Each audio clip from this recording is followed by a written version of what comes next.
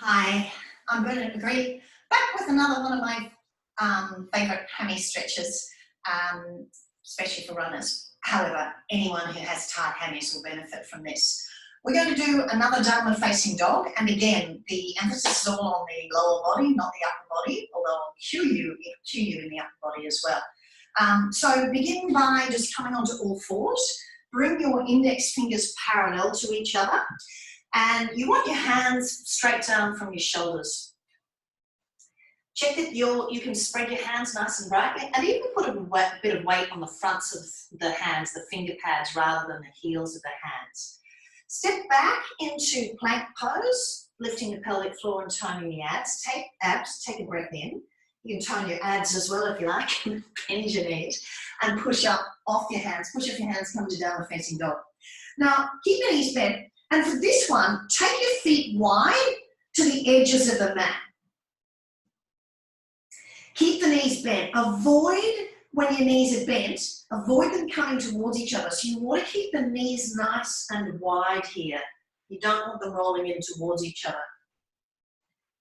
With your legs bent, tone the muscles of the legs. So start to think about from the toes all the way through the feet, up through the calves, through the knees, through the thighs, the quads and the hammies, up into the pelvis.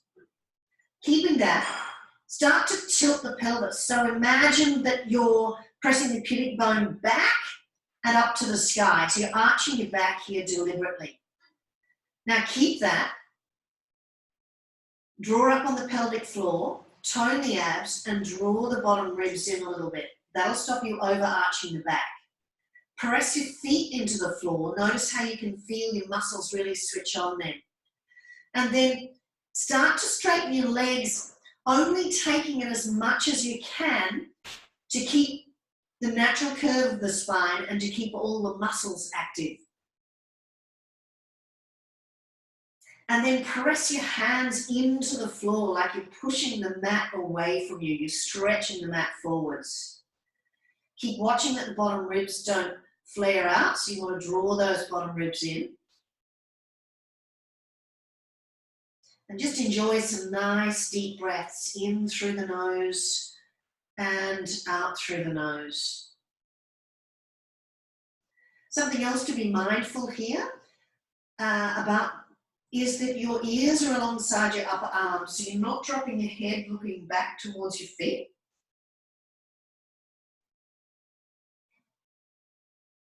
And imagine you're sending your tailbone up towards the ceiling where the wall and the ceiling meet at the corner.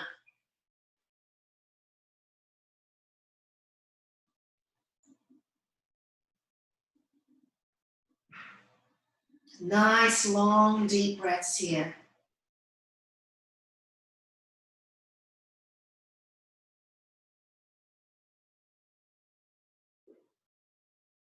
Now stay here for as many breaths as you can. If you can do 5+, fabulous.